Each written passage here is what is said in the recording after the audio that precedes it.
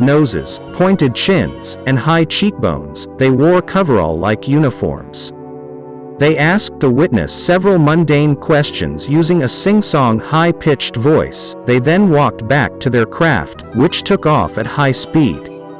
The witness lived in a farm and had been having problems with missing cattle around the same time.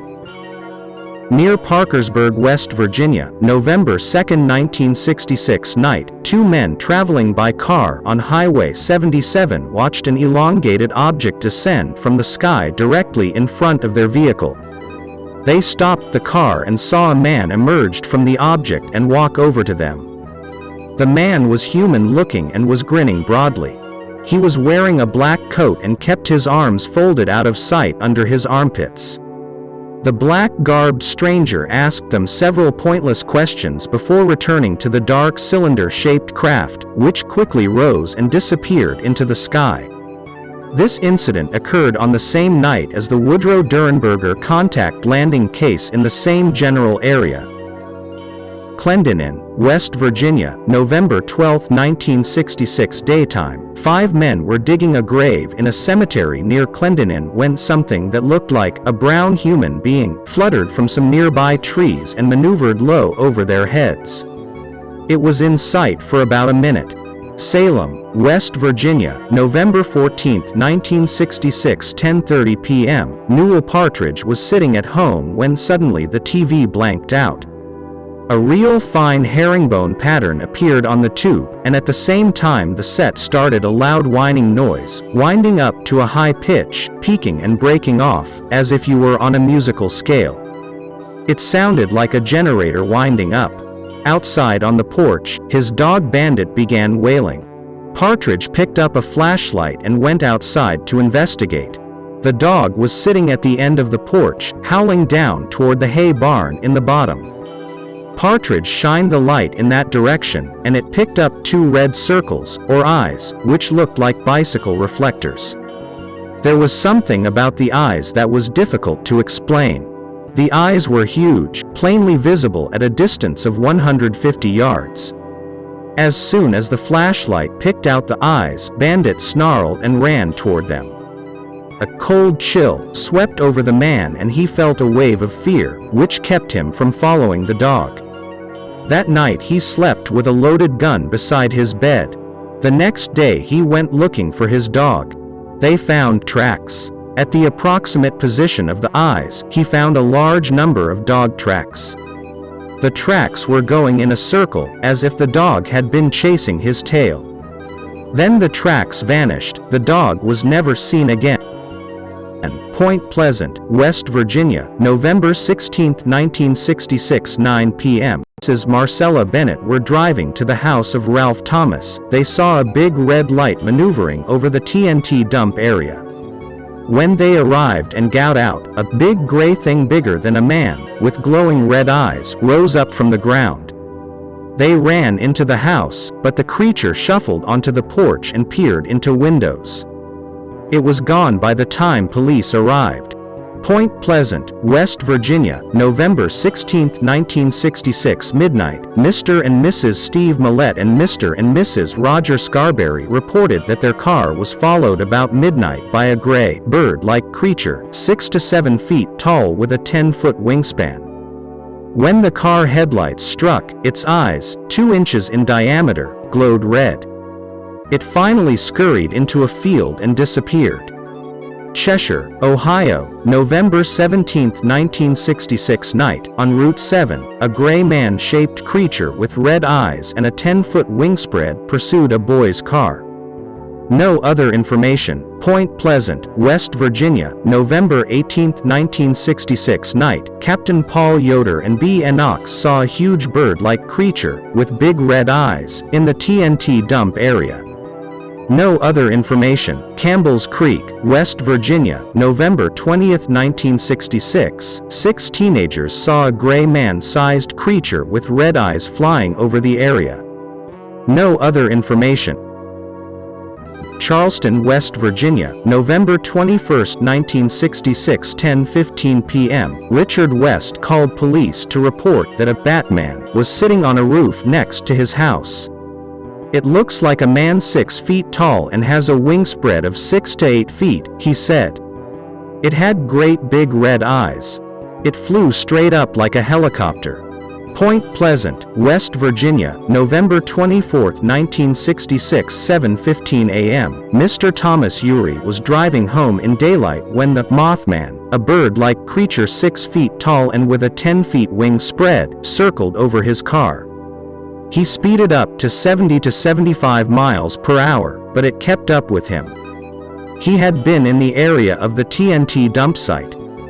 Point Pleasant, West Virginia, November 24, 1966 night. Mary Maya, a reporter, saw the glowing red eyes of the Mothman when she visited an abandoned power plant in Point Pleasant, where it had been seen before. Here are a ton of reports, hope someone out there enjoys reading them. St. Albans, West Virginia, November 26, 1966 evening. Mrs. Ruth Foster saw the Mothman standing on her front lawn. It was about 6 feet tall and had a funny little face with big red eyes that popped out.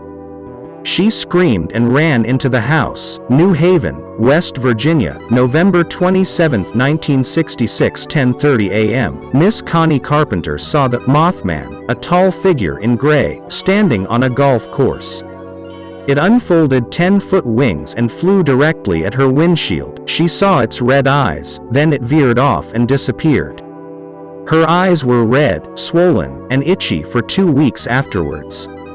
St. Albans, West Virginia, November 27, 1966 night. 13-year-old Sheila Kane and her sister were walking home when they saw a being standing by the road. It was 7 feet tall, and gray and white with big red eyes. They screamed and ran home. It flew low over them. Gallipolis, Ohio, December 4, 1966, 3 p.m. At the Gallipolis airport, 5 pilots saw what at first they took for an airplane. It was a winged form about 300 feet up, traveling at 70 miles per hour without flapping its wide wings. It had a long neck and was turning its head from side to side.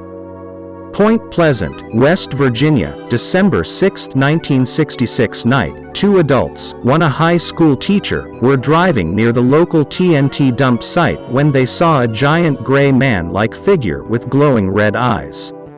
Near Gallipolis, Ohio, December 7, 1966 night. 4 women driving on Route 33 saw a brownish-silver man-shaped flying creature with glowing red eyes. No other information. Point Pleasant, West Virginia, January 11, 1967 daytime. Mrs. Park McDaniel was outside her home when she saw what she first took to be a small plane approaching. As it drew closer, she saw it was man-shaped and had wings. The creature swooped low over the witness and circled above a nearby building before going out of sight. Point Pleasant, West Virginia, spring 1967. Several local residents saw 3 very tall, dark-complexioned men in the area. These men knocked on doors late at night, purportedly selling magazines. They spoke fluent unaccented English and were described as good-looking, with heavily tanned skin. Their height and broadness impressed the witnesses the most. These men were always on foot. Apparently they did not have a car. Bogle Ridge, West Virginia, March 1967 late night. A man and a woman were out parked in an isolated area, sky watching, when they saw a group of red, green and white lights descend from the sky and land in a nearby gully. Moments later there was a bright flash of light and the man's face began tingling. He then heard voices outside the car and there was a sudden knock on the car window. Outside they both saw a man holding a red light standing by the car. Using mental telepathy, the strange figure asked the male witness several questions, then told him to leave the car. The witness was then led off into the darkness. Several personal items were missing from the witness upon returning to the vehicle. Point Pleasant, West Virginia, March 1967 late night. 16-year-old Linda Lilly woke up one night and saw a large figure towering over her bed. It was a man, she said. A big man. Very broad. I couldn't see his face very well, but I could see that he was grinning at me. Linda got up from bed with a terrible scream. She cried out there was a man in her room. Me. Linda declared. I screamed again and hid under the covers. When I looked again, he was gone. She then ran into her mother's room. When asked for a full description of the man, Linda said she thought he had been wearing a checkered shirt. Around the same time, her mother, Doris Lilly, began to receive strange phone calls at home. Each evening around 1700 her phone would ring, and when she answered she heard only a bizarre metallic voice speaking in an incomprehensible language. It was guttural and rapid. These calls came only when she was alone. Near Chief Cornstalk Hunting Grounds, West Virginia, April 1967 night. On a rainy night a man was driving along Route 2 when a large black form rose from the woods and flew over his car. It was at least 10 feet wide, he claimed. He stepped on the gas, but it kept right up with him at about 70 miles per hour. It then moved ahead of him and turned toward the river.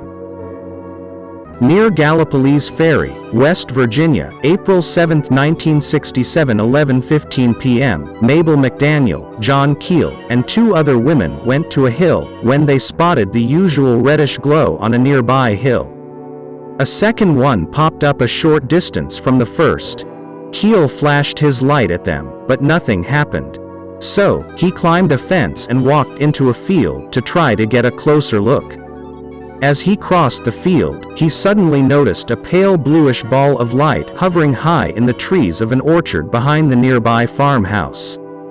The light moved about from tree to tree as though it were following Keel's movements. He flashed his light at it, and it flared with a dazzling brilliance, dimmed, and vanished. The lights on the southern ridge also brightened for a moment and then went out. Coming back to the car, Keel found all three women in a very frightened state. Later they related how they had seen a very tall man in the field, which climbed over a fence then crossed behind their vehicle. Terrified they locked the doors and ran the windows up. Near Point Pleasant, West Virginia, October 1967 night, three men driving along Route 2 sighted a tall broad-shouldered dark-caped man walking besides the road. They stopped and looked back, but the figure had disappeared. There were open fields on both sides of the road. Point Pleasant, West Virginia, November 2, 1967 late night. A woman working in her kitchen heard a loud squeaking sound coming from outside. She looked out and saw a huge shadow spreading across the grass, and then a figure described as tall, man-shaped, and gray in color appeared. It glided quickly across a field and disappeared into the woods. Point Pleasant, West Virginia, December 22, 1967 late afternoon. Soon after the local Silver Bridge had tragically collapsed killing dozens, Mary Heyer, a local newspaper stringer, sat in her office sifting through the list of casualties when two strangers walked in the office. They seemed almost like twins. Both were short, with dark complexions, and somewhat oriental in appearance. Both wore black overcoats. They seemed only interested on the UFO activity in the area and asked several peculiar questions, including, "What would you do if someone did order you to stop writing about flying saucers?" Mrs. Heyer did not see them leave. Later that afternoon another stranger walked into the office. He was slightly built, about 5 feet 7 inches tall, with black piercing eyes and unruly black hair.